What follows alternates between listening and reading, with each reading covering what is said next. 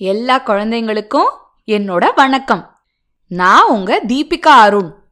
இன்னைக்கு ஒரு வேடிக்கையான ஒரு கதையை கேட்கலாமா? வெள்ளை நிறத்துல யானைய பத்தி நீங்க கேள்விப்பட்டிருக்கீங்களா? இந்திரனோட யானை. அதோட பேர் என்னன்னு உங்களுக்கு தெரியுமா? சபாஷ், ஐராவதம். இன்னைக்கு நம்ம ஐராவதத்தை பத்தின ஒரு கதை பார்க்க போறோம். வெள்ளை யானை. கந்தபுரம் என்ற ஊரிலே ஒரு சிவன் கோவில் இருந்தது. அந்த கோவிலுக்கு பக்கத்தில் ஒரு அழகிய பூந்தோட்டம் இருந்தது. அப்பூந்தோட்டத்தில் மலரும் பூக்களை பறித்து மாலையாக தொடுத்து இறைவனுக்கு அணிவிப்பார்கள். கோவிலை சேர்ந்த பூந்தோட்டத்தை கண்ணப்பன் என்பவன் பார்த்து வந்தான். மலர் செடிகளை வைத்தல், பழமரங்களை நடுதல், தண்ணீர் பாய்ச்சுதல் முதலிய வேலைகளை அவன் செய்து வந்தான். கண்ணப்பன் பூந்தோட்டத்தில் காலியாக கிடக்கும் இடத்தை பண்படுத்தி சில வாழைக்கன்றுகளை நட்டான். சிறிது காலத்திற்குள் அந்த கன்றுகள் பெரிதாகி பெரிய தோட்டமாகி விட்டது. வாழை மரங்களில் குலை தள்ளின. இதை பார்த்து கண்ணப்பன் மகிழ்வடைந்தான். கண்ணப்பனுடன் எந்நேரமும் ஒரு குரங்கு இருக்கும். சிறிது காலத்திற்கு முன் எங்கேயோ விழுந்து அடிபட்டு கொண்டு இந்த பூந்தோட்டத்திற்குள் வந்து நுழைந்தது. ஆரம்பத்தில் அதனை விரட்டத்தான் கண்ணப்பன் நினைத்தான். ஆனால் அதனுடைய நிலையை அறிந்து அதை வீட்டிற்கு எடுத்துச் சென்று அதன் காயங்களை குணப்படுத்தினான். அது முதல் அந்த குரங்கு அவனை விட்டு பிரியாமல் அவனுடனேயே இருந்து வந்தது. அன்று பௌர்ணமி. முழு நிலா வானத்தில் மிதந்து கொண்டிருந்தது. கண்ணப்பனுக்கு தூக்கம் பிடிக்கவில்லை. வீட்டிலிருந்து வெளியே வந்தான். தோட்டத்தை நோக்கி நடந்தான். தூரத்தில் வரும்போதே வாழை தோட்டத்திற்குள் ஏதோ ஒரு பெரிய மிருகம் புகுந்து வாழை மரங்களை சாய்த்து வாழை குலைகளை சாப்பிடுவதை கண்டான். இதை பார்த்ததும் அவன் உடல் பதறியது.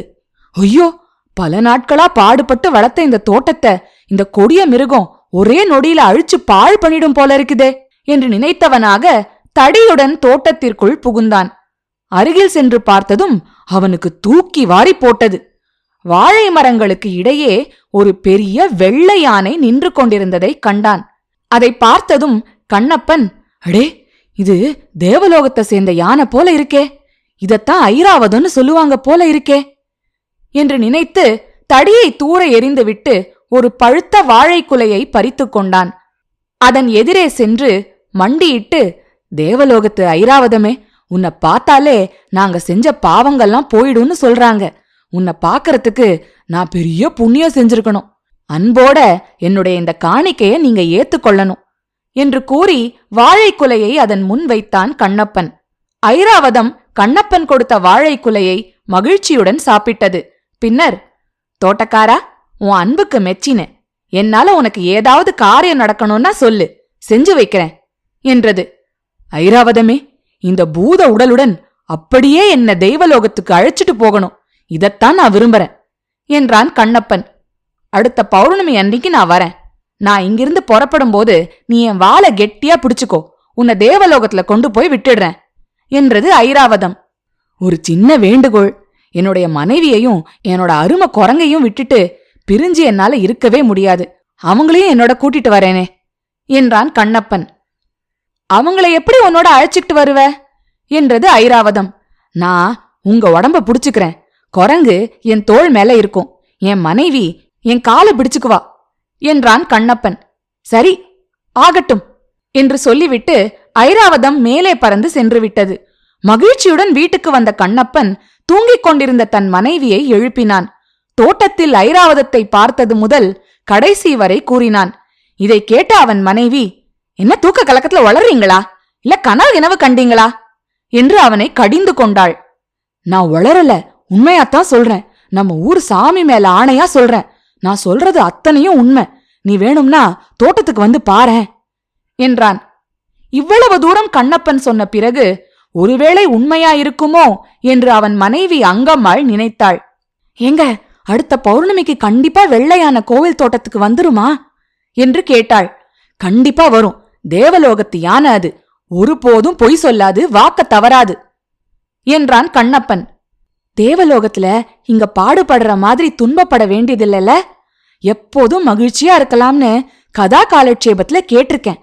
அது உண்மைங்களா என்றாள் அங்கம்மாள். உண்மைதான். நாம அங்க போறதுக்கு எவ்வளவோ புண்ணியம் செஞ்சிருக்கணும் என்றான் கண்ணப்பன்.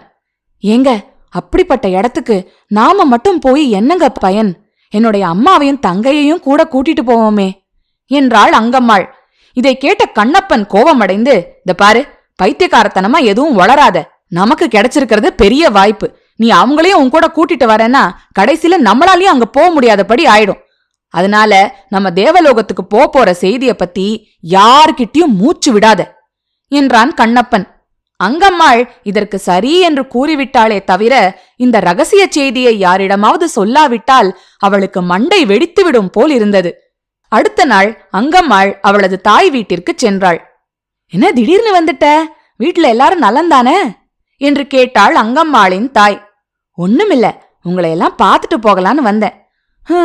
அடுத்த பௌர்ணமிக்கு அப்புறம் உங்களை எப்படி பார்க்க முடியும் என்று பெருமூச்சு விட்டாள் அங்கம்மாள். "என்ன இப்படி சொல்ற?" என்று கவலையுடன் கேட்டாள் அங்கம்மாளின் தாயார். "யார்கிட்டயும் சொல்லாத, யார்கிட்டயும் சொல்லக்கூடாதுன்னு அவரு சொல்லியிருக்காரு" என்றாள் அங்கம்மாள். "சொல்லுமா, நான் உன்னை பெத்த அம்மால, என்கிட்ட கூடவா உண்மைய மறைக்கணும்?" "வேற ஒண்ணும் இல்லம்மா, அடுத்த பௌர்ணமி அன்னிக்கு நானும் என் வீட்டுக்காரரும் தேவலோகத்துக்கு போறோம்." "உனக்கு என்ன பைத்தியமா பிடிச்சிருக்கு? தேவலோகத்துக்கு போறீங்களா?" என்று வியப்புடன் கேட்டாள் அங்கம்மாளின் தாயார். அங்கம்மாள் முழு கதையையும் தாயாரிடம் கூறினாள். அங்கம்மாள் கூறியதை கேட்டதும் அவளுடைய தாயாருக்கும் தேவலோகம் செல்ல வேண்டும் என்கிற ஆசை ஏற்பட்டுவிட்டது. "அங்கம்மா, தேவலோகம்னா சொர்க்கம்னு சொல்லுவாங்களே, அதுதானே? நானும் செத்தப்புறம் அங்கத்தானே போறேன். அதுக்காக நான் போகாத கோவில் இல்ல, கும்பிடாத தெய்வம் இல்ல. எப்படியாவது என்னையும் உங்க கூட அழைச்சிட்டு போயிடேன்" என்றாள் அங்கம்மாளின் தாயார். "நீ எங்க கூட வந்துட்டா தங்கச்சியை யாருமா பாத்துக்குவாங்க?" என்றாள் அங்கம்மாள். "ஆமா, அது ஒரு சங்கடம் இருக்கு. அவளையும் என்னோட கூட்டிக்கிட்டு வந்துடுறேனே, உனக்கும் பொழுது போக துணையா இருக்கும்" என்றாள் அங்கம்மாளின் தாயார். "சரி, நான் எப்படியாவது அவர்கிட்ட சொல்லிடுறேன். அடுத்த பௌர்ணமி ஞாபகம் வச்சுக்கோ" என்றாள் அங்கம்மாள். இச்சமயத்தில், "அங்கம்மா, நீ சொல்லிட்டு இருந்ததெல்லாம் நானும் கேட்டுக்கிட்டு தான் இருந்தேன். என்னையும் உங்க கூட அழைச்சிட்டு போங்க" என்று குரல் கேட்டது. அங்கம்மாள் திரும்பி பார்த்தாள். அங்கே அவளுடைய உயிர் தோழி செங்கம்மாள் நின்று கொண்டிருந்தாள். அவள் இளமை பருவத்திலிருந்து அங்கம்மாளுடன் பழகியவள்.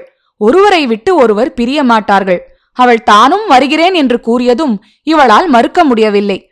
அவளும் சரி என்று கூறினாள். தேவலோகம் செல்லுவோரின் எண்ணிக்கை அத்துடன் நின்றால் பரவாயில்லையே. செங்கம்மாள் தனக்கு தெரிந்தவர்களிடமெல்லாம் தான் தேவலோகம் செல்லப் போகும் செய்தியை கூறிவிட்டாள். பௌர்ணமி அன்று இரவு கண்ணப்பனின் வீட்டுக்கு ஒவ்வொருவராக வந்து கொண்டிருந்தனர். கண்ணப்பனுக்கு ஒன்றுமே புரியவில்லை. "என்ன இது?" என்று அங்கம்மாளை பார்த்து கேட்டான். "இவங்கெல்லாம் நம்மள வழி அனுப்ப வந்திருக்காங்க போல இருக்கு" என்றாள் அங்கம்மாள். இரவு எல்லோரும் தூங்கிவிட்ட பிறகு அனைவரும் கோவில் தோட்டத்துக்கு சென்றார்கள். ஐராவதம் சொன்னது சொன்னபடியே வந்துவிட்டது. வந்ததும் அங்கு குழுமியிருந்த கூட்டத்தை பார்த்து திகைத்தது. "இவ்வளவு பேர் எதுக்கு வந்திருக்காங்க?" என்று கண்ணப்பனை தனியே அழைத்து கேட்டது ஐராவதம். "நானும் என் மனைவியும் என் குரங்கும் மட்டும்தான் வரோம். மத்தவங்கெல்லாம் வேடிக்கை பார்க்க வந்திருக்காங்க" என்றான் கண்ணப்பன். "சரி" என்று கூறிய வெள்ளை யானை, "என் வாலை கெட்டியா பிடிச்சுக்கோ" என்று கூறிவிட்டு மெல்ல மேலே எழும்பத் தொடங்கியது. கண்ணப்பன் குரங்கை தோள்மேல் வைத்துக்கொண்டு வெள்ளை யானையின் வாலை கெட்டியாக பிடித்து கொண்டான். பிறகு தன் மனைவியை பார்த்து, "என் காலை கெட்டியா பிடிச்சுக்கோ அங்கம்மா" என்றான். அங்கம்மாள் ஓடி சென்று கண்ணப்பனின் கால்களை கெட்டியாக பிடித்து கொண்டாள். பிறகு தன் தாயாருக்கு சைகை காட்ட அவள் ஓடி வந்து அங்கம்மாளின் கால்களை பிடித்து கொண்டாள். பிறகு அவளுடைய இளைய மகள், அதற்கு பிறகு செங்கம்மாள், அவளைத் தொடர்ந்து வந்திருந்தோர் அனைவரும் ஒருவர் கால்களை ஒருவர் உறுதியாக பிடித்து கொண்டனர். ஐராவதம் பூமியிலிருந்து மேலே எழும்பிவிட்டது. கண்ணப்பன் கீழே குனிந்து பார்த்தான். அவனைத் தொடர்ந்து ஒரு பெரிய கூட்டம் சங்கிலித் தொடர் போல் வந்து கொண்டிருப்பதை கண்டான். அவனுக்கு தூக்கி வாரி போட்டது. ஐராவதம் தேவலோகத்தை நோக்கி சென்று கொண்டிருந்தது.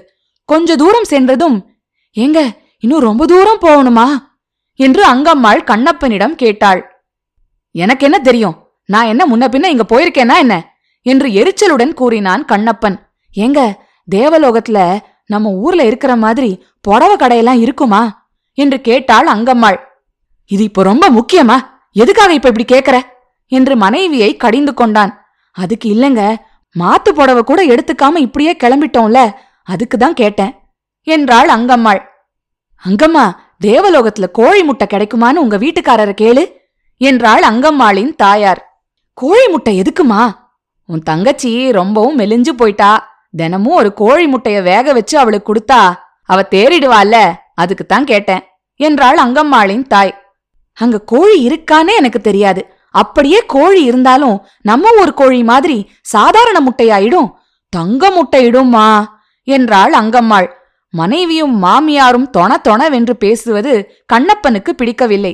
இந்த சமயத்தில் அவனுடைய மைத்துனி, ஏமாமா, தேவலோகத்துல நிறைய வீடுங்க இருக்குமா என்று கேட்டாள். இருக்கும், கொஞ்ச நேரம் சும்மா இரு என்றான் கண்ணப்பன். ஏங்க, அங்க உள்ள வீடுங்க நம்ம ஊர்ல இருக்கிறது போல சின்னதா இருக்காதுல்ல என்று கேட்டாள் அங்கம்மாள். தேவலோகமாச்சே, சின்னதா இருந்தா அதுக்கு எப்படி மதிப்பு இருக்கும்? எல்லாம் பெருசாத்தான் இருக்கும் என்றான் கண்ணப்பன். அப்படின்னா நம்ம ஊரு பூசணிக்கா அங்க எவ்வளவு பெருசா இருக்கும் மாமா என்று கேட்டாள் அங்கம்மாளின் தங்கை. இவ்வளவு பெருசா இருக்கும் என்று இரு கைகளையும் அகல விரித்து காட்டினான் கண்ணப்பன். அடுத்த கணம் அனைவரும் தலை குப்புற கீழே விழுந்தனர். என்ன குழந்தைங்களா, உங்களுக்கு இந்த கதை பிடிச்சிருந்துச்சா? உங்களுக்கு ஏதாவது இந்த மாதிரி சிரிப்பா வர கதை தெரியுமா? தெரிஞ்சா உங்க அப்பா அம்மா கிட்ட சொல்லுங்க. இல்லனா உங்க அப்பா அம்மாவை ஏதாவது சிரிப்பு கதை உங்களுக்கு சொல்லுங்க. சரியா? இன்னொரு கதையோட சிட்டுக்குருவி பாட்காஸ்ட்ல உங்களை நான் சீக்கிரமா வந்து சந்திக்கிறேன். அது வரைக்கும் சிரிச்சுக்கிட்டு கிரிச்சுக்கிட்டு சந்தோஷமா இருங்க.